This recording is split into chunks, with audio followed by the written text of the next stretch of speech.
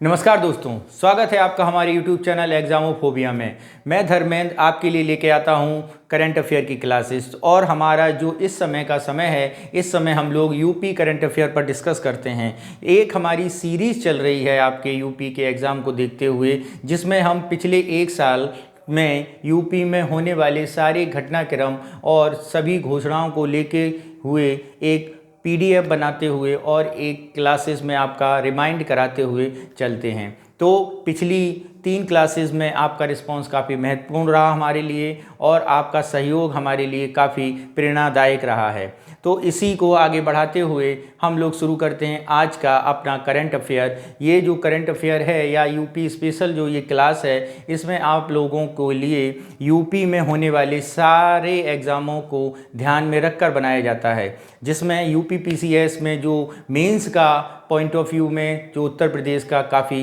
Weightage बढ़ने वाला है, 2 पेपर जोड़ दिए गए हैं। तो वो अगर आप यहीं से अभी देखते हुए चलेंगे और हमारे टेलीग्राम चैनल से इसका PDF लेते हुए चलेंगे तो आपको किसी प्रकार की कोई समस्या का समाधान मैं नहीं समझता हूँ कि मेंस में उठाना पड़ेगा। तो ज़्यादा बात ना करते हुए आज का करंट अफेयर स्टार्ट करते हैं। तो आज की हमारी पहली करंट है सेंट्रल विस्टा। सेंट्रल विस्टा देखते हैं सेंट्रल विस्टा के तर्ज पर क्या हो रहा है उत्तर प्रदेश में।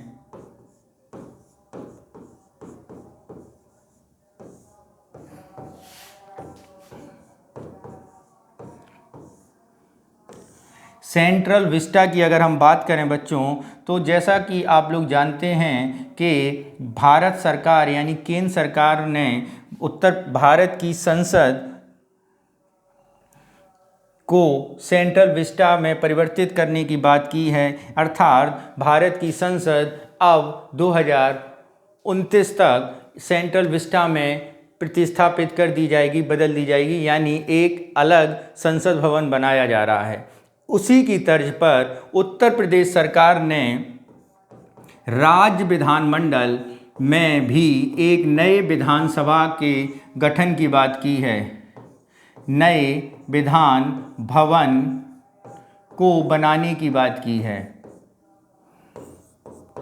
क्या की है? नए विधान भवन को बनाने की बात कही गई है। इसमें क्या है, जरा इसकी विशेषताओं को देखते हैं। तो बताएं बच्चों कि 3 मार्च को, कब बच्चों?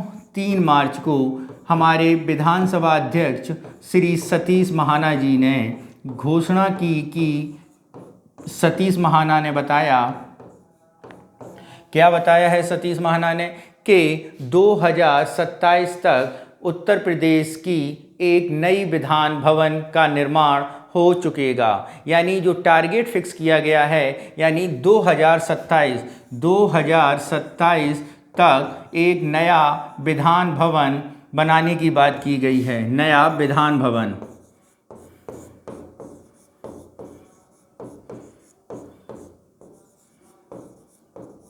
कब तक बच्चों बन जाएगा? 2027 तक। यानी कहने का मतलब है जो आपकी 18वीं विधानसभा का गठन होगा वो नए विधान भवन में ही बैठा जाएगा, यानी नए विधान भवन में ही हमारे विधायक बैठेंगे। यानी आप समझ गए कि सेंट्रल विस्टा जो कि दिल्ली में बनाई जा रही है नया संसद भवन, उसी की तर्ज पे अब लखनऊ में नए विधान भवन का निर्माण की घोषणा कर दी गई है। और इसके लिए पहली किस्त भी, यानी पहले 50 करोड़ भी सरकार ने इशू कर दिए हैं। क्या कर दिए हैं? पहले 50 करोड़ की राशि भी सरकार ने क्या कर दी है? इशू कर दी है। यानी टारगेट पूरा फिक्स है, टाइम फिक्स है, राशि भी अलॉट कर दी गई है और बताया गया है कि विधान भवन बनाया जाएगा। अब बात आती है कि इस नए विधान भवन की ज़रूरत क्या पड़ी। तो बच्चों, नए विधान भवन को नई ज़रूरतों के हिसाब से बनाया जाएगा। जैसे कि आए दिन ट्रैफिक की असुविधा होती थी, इसके अलावा जो विधान भवन हमारा था काफ़ी पुराना विधान भवन था और इस विधान भवन में जो भूकंप रोधी और जो आधुनिक सुख सुविधाएँ हैं वो उन सुख सुविधाओं से वो वंचित था। इसके अलावा जो नया विधान भवन बनाया जाएगा वो इको फ्रेंडली बनाया जाएगा, भूकंप रोधी बनाया जाएगा और जिससे उस पर किसी प्रकार की आपदा से बचा जा सके, अत्याधुनिक होगा बच्चों। ठीक है, तो ये आप समझ में आया कि सेंट्रल विस्टा की तर्ज पर उत्तर प्रदेश में नया विधान भवन बनेगा। कहाँ? उत्तर प्रदेश में नया विधान भवन का गठन किया जाएगा। तो ये बच्चों आज का हमारा पहला पॉइंट रहा।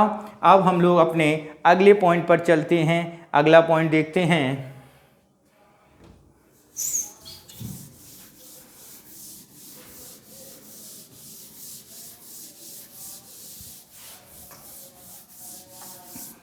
अगला हमारा पॉइंट है गोंड जनजाति से। किससे बच्चों? गोंड जनजाति से रिलेटेड।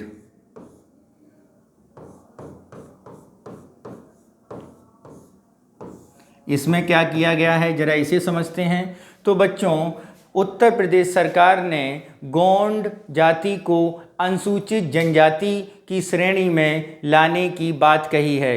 अब ये जो गोंड जनजाति है, जो गोंड जाति है, इसे अनुसूचित जनजाति की श्रेणी में लाने की हर बात जहां पर कही गई है वो कुछ चुनिंदा जिले हैं। यानी उत्तर प्रदेश सरकार ने क्या कहा है? उत्तर प्रदेश सरकार ने बताया कि चंदौली, संत कबीर नगर,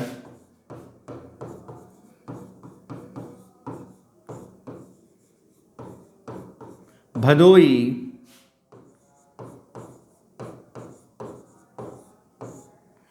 चंदौली, संत कबीर नगर, भदोई और कुशीनगर,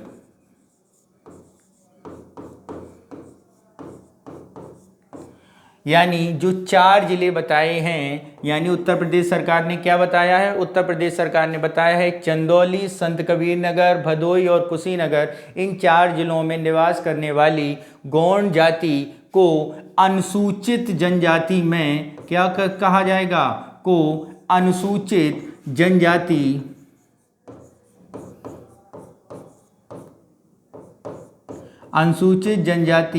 के रूप में जाना जाएगा। यानी अब इन्हें एसटी का यानी अनुसूचित जनजाति का सर्टिफिकेट इशू कराया जाएगा।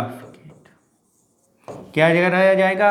अनुसूचित जनजाति का सर्टिफिकेट इशू कराया जाएगा। इसके अलावा बता दूं बच्चों कि ये गोंड जनजाति है, गोंड जाति जो है वो किन किन उपजातियों में वर्णित है या कौन कौन सी उपजातियां गोंड जाति में आती हैं, ये इसकी बात करें तो बच्चों वो होंगी आपकी धुरिया, नायक,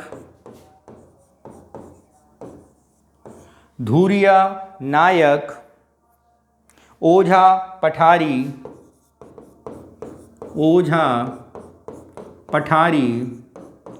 राजगोंडा।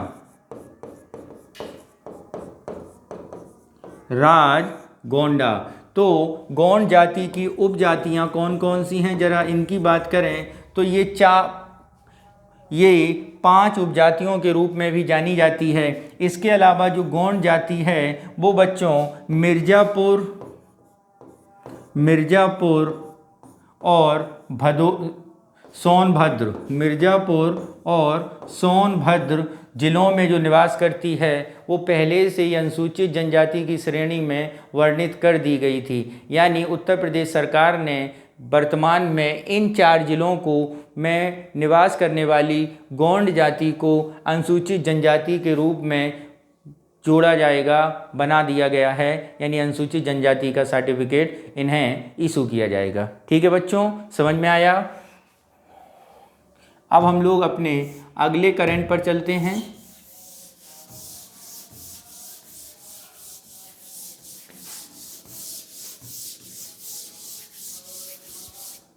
अगला करंट अगर हम देखें तो हमारा अगला करंट है योगी आदित्यनाथ से संबंधित। किससे संबंधित? हमारे मुख्यमंत्री योगी आदित्यनाथ से संबंधित है। जरा इसे देखते हैं। तो 1 1 मार्च 2023 को योगी आदित्यनाथ ने एक रिकॉर्ड स्थापित किया है। वो रिकॉर्ड क्या है? ये उत्तर प्रदेश के सबसे लंबे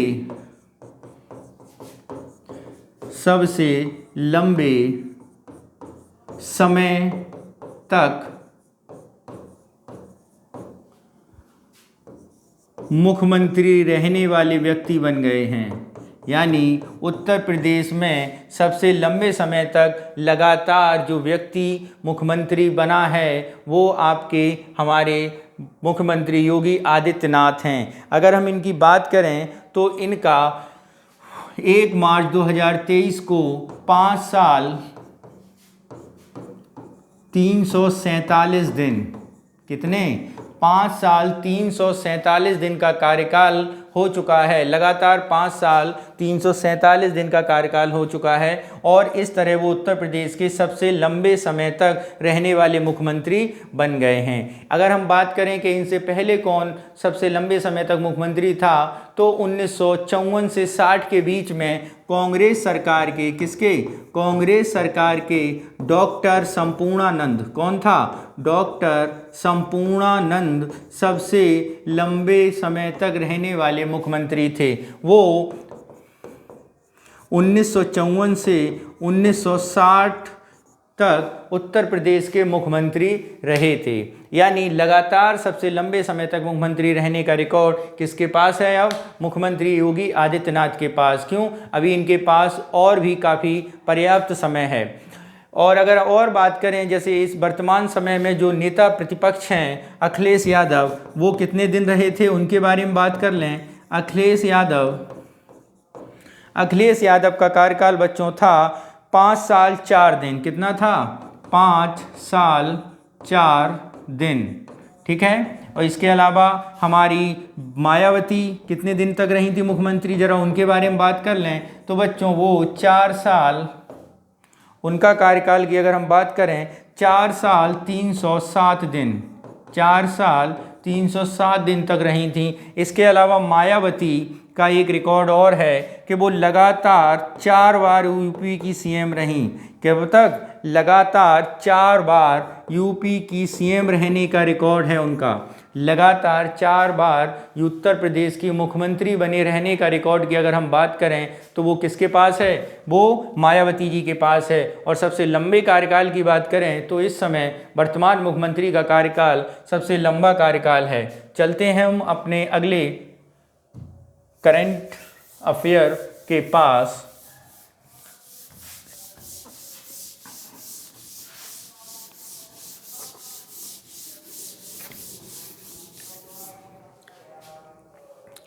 अगला करंट है हमारा डोर टू डोर कैंपेन।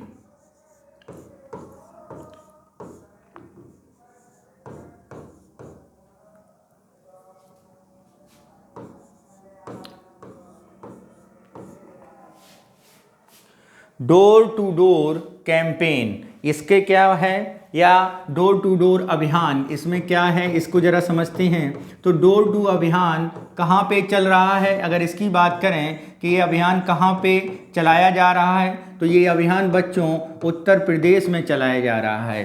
अब बात करें ये किस अभियान के अंतर्गत, ये डोर टू डोर जो अभियान है वो किस कैंपेन के अंतर्गत चलाया जा रहा है बच्चों? तो ये स्वच्छ भारत मिशन, किससे? स्वच्छ भारत मिशन के अंतर्गत डोर टू डोर अभियान कहाँ पे चल रहा है? उत्तर प्रदेश में चल रहा है। तो हालिया में सुर्खियों में इसलिए रहा क्योंकि इसे उत्तर प्रदेश सरकार ने कितने समय के लिए बढ़ा दिया गया है? उत्तर प्रदेश सरकार ने नगरीय शहरी क्षेत्र में इसे 4 मार्च से 31 मार्च तक के लिए क्या कर दिया है? बढ़ा दिया है। 4 मार्च से 31 मार्च तक के लिए बढ़ा दिया है। नगरीय शहरी क्षेत्र में इस अभियान को बढ़ा दिया। इसमें होता क्या है बच्चों? इसमें होता ये है कि डोर टू डोर आपके घर जाकर स्वच्छता कर्मी कूड़ा इकट्ठा करते हैं और ये कूड़ा जो गीला कूड़ा और सूखा कूड़ा अलग अलग इकट्ठा किया जाता है। इसके साथ ही इसमें ये भी प्रावधान किया गया है, यदि कोई व्यक्ति गंदगी फैलाता है तो उस पर जुर्माना का भी एक प्रावधान इसमें किया गया है। यानी यदि कोई गंदगी करेगा तो उस पर जुर्माना भी लगाया जाएगा और वो जुर्माना 20 रुपये से लेकर 500 रुपये तक का है। कितना है? 20 रुपये से लेकर 2000 रुपये तक का है। 20 रुपये से लेकर, यानी जुर्माना भी गंदगी करने वालों पर लगाया जाएगा। तो डोर टू डोर अभियान कहाँ पर है? उत्तर प्रदेश सरकार द्वारा आयोजित किया जा रहा है, चलाया जा रहा है। और ये किसके मिशन के अंतर्गत है? स्वच्छ भारत मिशन नगरीय के अंतर्गत है। किसके अंतर्गत? स्वच्छ भारत मिशन नगरीय के अंतर्गत। नेक्स्ट चलते हैं हम लोग।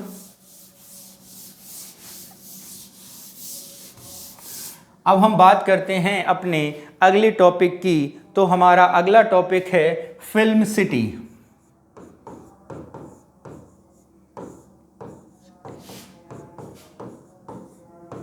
फिल्म सिटी की अगर हम बात करें तो बच्चों, फिल्म सिटी क्या है? तो फिल्म सिटी उत्तर प्रदेश में हाल ही में काफ़ी सुर्खियों में रही है। तो क्या है इसमें सुर्खियां, जरा इसे समझते हैं। तो उत्तर प्रदेश में 2 फिल्म सिटी बनाने की बात चल रही है। कितनी? 2 फिल्म सिटी बनाने की बात चल रही है। जैसा कि हम लोग जानते हैं कि उत्तर प्रदेश में पहली फिल्म सिटी कहाँ पे बनाई गई थी? वो बच्चों बनाई गई थी नोएडा में। कहाँ पे बनाई गई थी? नोएडा में बनाई गई थी, यानी गौतम बुद्ध नगर में हमारी फिल्म सिटी स्थित है। अब एक नई फिल्म सिटी बनाने की बात की जा रही है बच्चों, वो की जा रही है गोरखपुर में। कहाँ पे की जा रही है? गोरखपुर में। और ये जो फिल्म सिटी होगी ये क्षेत्रीय फिल्म को प्रमोट करने के लिए है। क्या है ये? क्षेत्रीय फिल्म उद्योगों के लिए, यानी क्षेत्रीय फिल्म, रीजनल फिल्मों के लिए बनाई जा रही है। कौन सी? गोरखपुर में बनाई जा रही है बच्चों, ठीक है। और इस फिल्म सिटी को बनाने के जिम्मेदारी जिस व्यक्ति को भेज दी गई है वो व्यक्ति हैं आपके अतुल गर्ग। किसे साइन किया है उत्तर प्रदेश सरकार ने? फिल्म सिटी बनाने के लिए अगर हम बात करें, फिल्म सिटी बनाने के लिए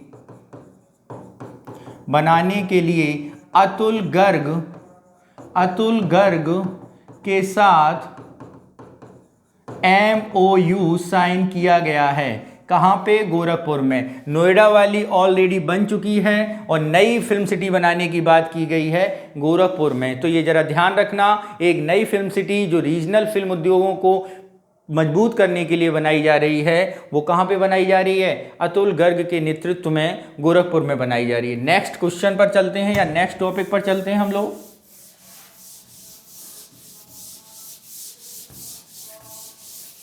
नेक्स्ट टॉपिक है हमारा भारत गौरव पर्यटन। क्या है? भारत गौरव पर्यटन। भारत गौरव पर्यटन। तो अगर हम बात करें भारत गौरव पर्यटन ट्रेन के साथ, भारत गौरव पर्यटन ट्रेन के साथ एक नई यात्रा की भी शुरुआत की गई है सरकार द्वारा। तो वो क्या है? वो नई ट्रेन के साथ गुरु कृपा यात्रा। कौन सी बच्चों? गुरु कृपा यात्रा। कौन सी? गुरु कृपा यात्रा की शुरुआत की गई है। यानी सिख भाइयों के लिए या सिख धर्म के अनुयायियों के लिए गुरु कृपा के माध्यम से गुरुओं के, उनके गुरुओं के स्थलों के पवित्र स्थानों पर यात्रा करने के लिए एक ट्रेन जो भारत गौरव पर्यटन यात्रा है उसी में सिख धर्म से रिलेटेड स्थलों को भी जोड़ने की बात की गई है। किसके द्वारा? सरकार के द्वारा। और इसमें उत्तर प्रदेश सरकार का भी सहयोग पूर्णतः दिया जाएगा। यानी उत्तर प्रदेश सरकार के सहयोग से सिख गुरु कृपा यात्रा शुरू की गई है बच्चों, ठीक है।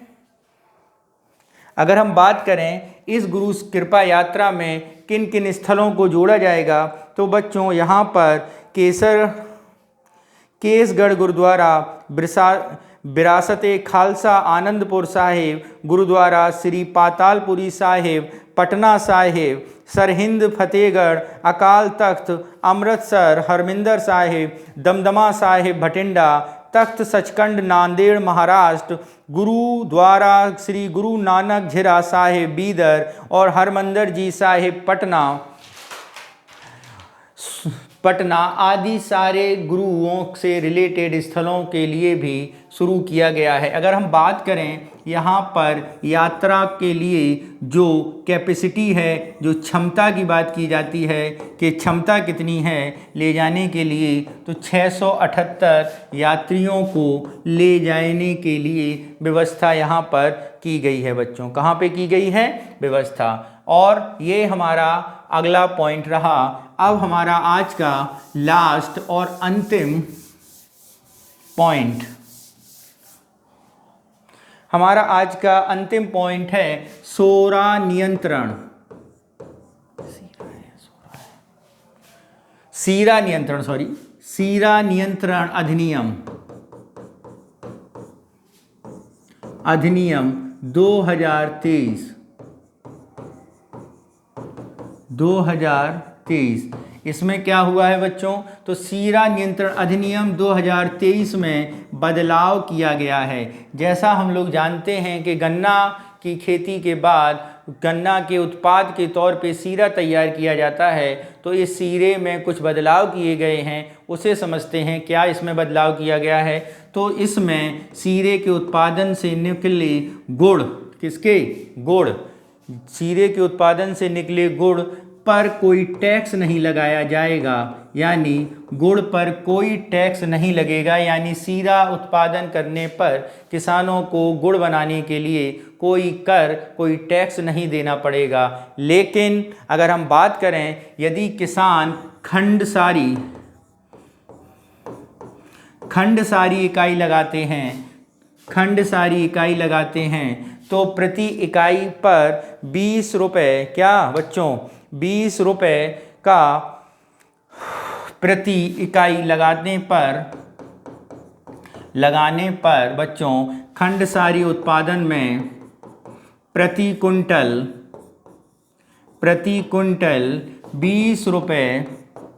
20 रुपये का भुगतान करना पड़ेगा,